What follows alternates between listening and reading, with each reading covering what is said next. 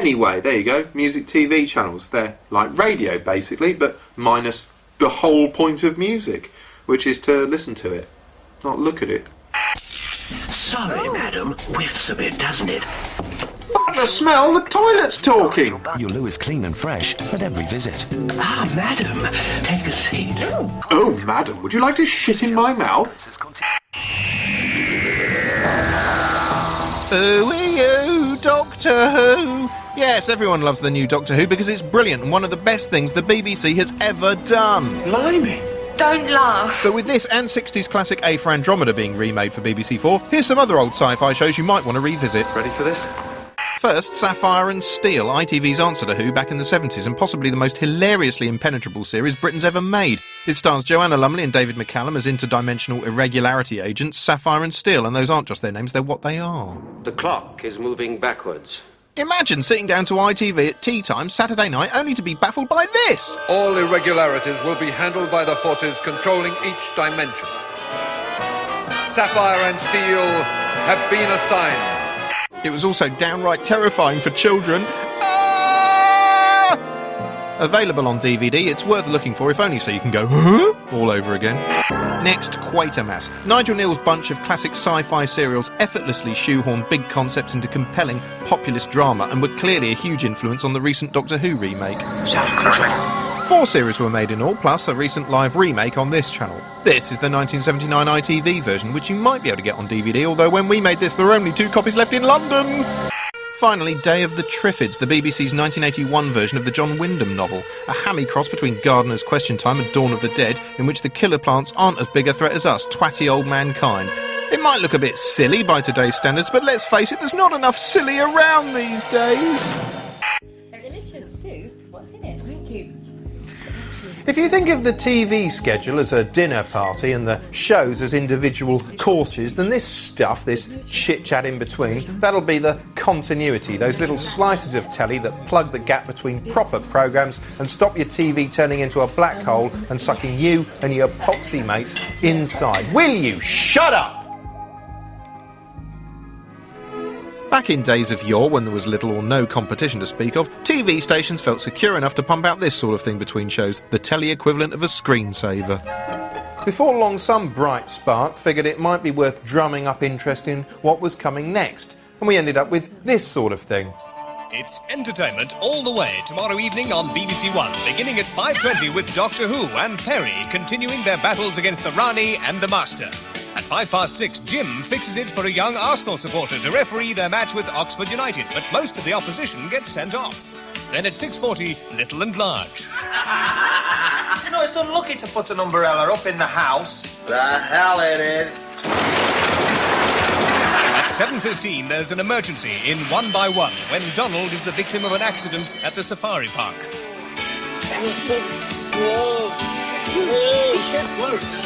The antidote syringe.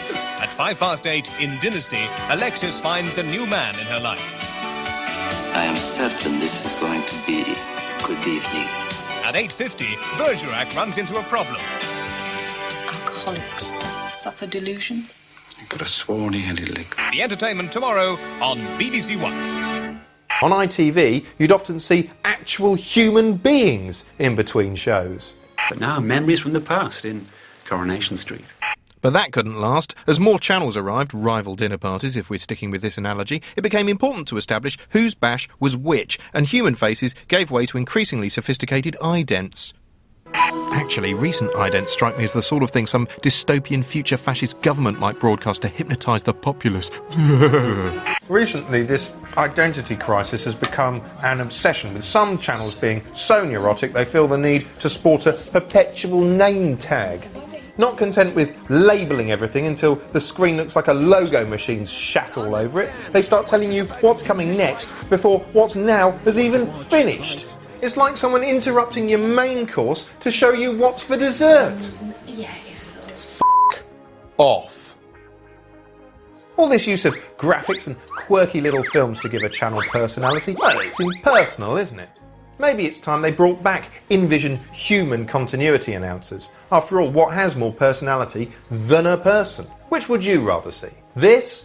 Next on BBC4, Harpsichord Challenge. this? Oh, hello, you're looking great. Next on BBC4, Harpsichord Challenge Coup. It's a no-brainer, isn't it? Woo, yeah! Coming up next on Screenwipe, it's the Bison Anthea Turner, Perfect Housewife, in which Charlie sits in his flat making nasty comments. Whoa, Jesus Christ! You can't move for TV makeover gurus. They're rifling through your bins. This is just bags of rubbish. They're rifling through your fridge. Yuck. They're rifling through your wardrobe. They make your ass look huge. There's probably one standing behind you right now, filming the back of your head for a programme called How Shit Is the Back of Your Head? Go on, have a look. Have a look. Go on. Ugh.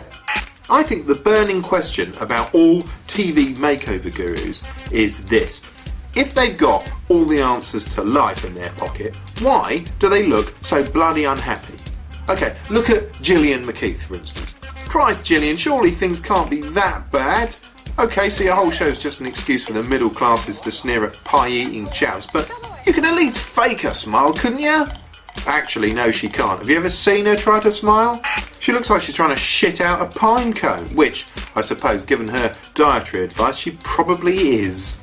While I'm shouting at sad-looking women, what about Nikki Hambleton-Jones, presenter of 10 Years Younger, the show that encourages you to take a surgical buzzsaw to your own face? She scarcely even looks real. She's more like a kid's drawing on the back of a spoon.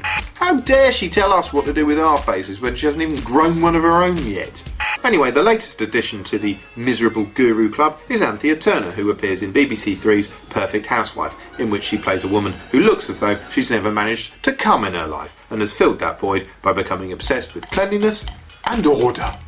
All you need is a system, a foolproof system. Great concept for a show, this. Woman living a cushy life in a giant mansion berates a bunch of hapless ordinaries for their slovenly lives. They have come to a point in their life when they've given up. I can't believe that there are jam jars on the table. Yeah, mess seems to genuinely infuriate Anthea. She takes it personally and often looks like she's about to lamp someone. The trouble with Perfect Housewife is it wants it both ways. On the one hand, it holds Anthea up to be a genuine domestic goddess. Housework isn't something you do in your spare time.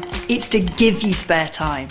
And on the other, with its mock kitsch graphics and its tongue-in-cheek commentary, it's just taking the piss out of her. Because we all know what's going to happen when an exacting Anthea sees crisps on paper plates. So whose side is it on? Is it on Anthea's side or is it on humankind's side? Well, the answer is it's on nobody's side but its own. It's a TV programme. It's just going to sit there and sneer at everyone because that's what TV programmes do. They sneer and sometimes they just roll around slapping their bums on the sofa because they're so bloody f***ing pleased with themselves. Gary Lockett takes on Ryan Rhodes, a live boxing on ITV4 now. But here there's some strong language in Parkinson.